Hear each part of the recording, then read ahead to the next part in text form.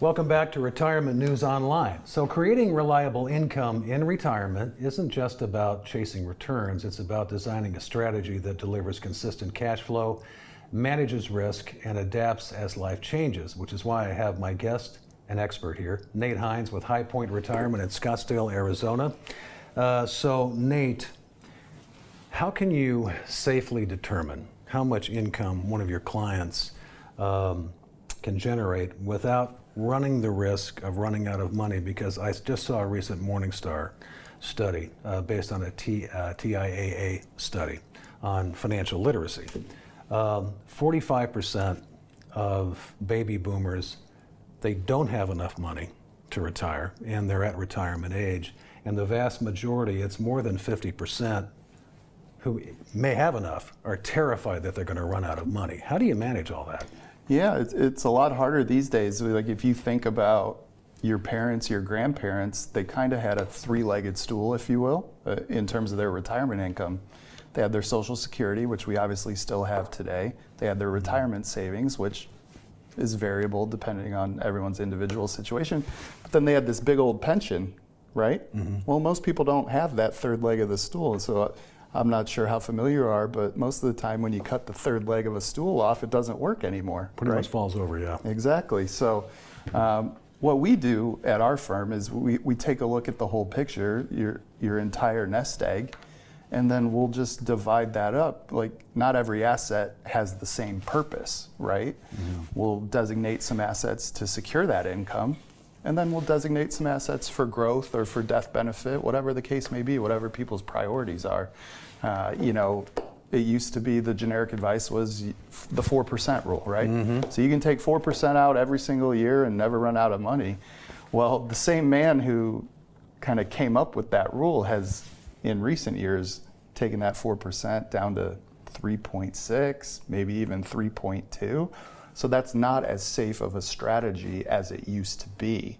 I know we're 18 years removed from the last real market correction, so people have kind of forgotten about that fact. But if you're taking 4% out of your account, market goes down another 25, well, you're down 30%, and now we have to reevaluate everything. So it's about setting up portfolios and retirement plans so that doesn't happen. And the 4% rule doesn't sound like much. Let's say you've got $1 million, which a lot of people think that's kind of the beginning benchmark, but in reality, you probably need $3 million in an account right now to just take care of your retirement at that level, because you probably made way more money than 40 grand. What do you think is the biggest gap, or should I say misconception, when you talk to a client? I mean, what are they not doing?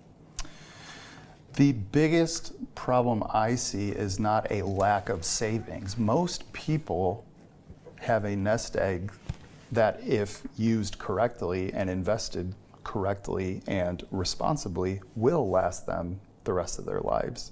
The biggest gap that I see is most people have a big nest egg built up. It's going to satisfy their income needs. They just don't have a plan in place. They're, fully invested in the stock market sometimes, just hoping that the S&P 500 is going to go up another 16% next year and the year after that, and every year until they pass away, right? Well, that's not a realistic expectation, right? So it's just making sure, again, each bucket of money or each asset class is doing its job in a full comprehensive retirement plan. So, looking at somebody who's going to be in retirement now, potentially because of longevity, 20 years, 30 years, potentially 40 years, depending on when they retire. So how do you protect the assets that they've worked so hard to build? Because that's part of it. I mean, people think of accumulation and then there's retirement. Right. Probably accumulation, protection, distribution at some level. How do you protect it, but at the same time put in a plan that allows assets to grow, because they're probably going to have to grow if we're going to be taking income for the next 30 years or 40 years. We can't just, Right. keep our foot off the gas pedal. Yeah, so the first thing we do is we make sure that we have an income plan in place. Once we have that in place, then we can decide how aggressive we can be with the remainder of the assets, right? If we're just investing the entire nest egg the exact same way, going to take our 4% out every year, Well, if it's all in the stock market and the stock market goes down 30%, that plan looks very different after that happens than it did this year, right? Sure. So make sure that we look at the entire nest egg and divide up the assets accordingly for everyone's specific situation. And then let's talk about something else, even more fun, taxes.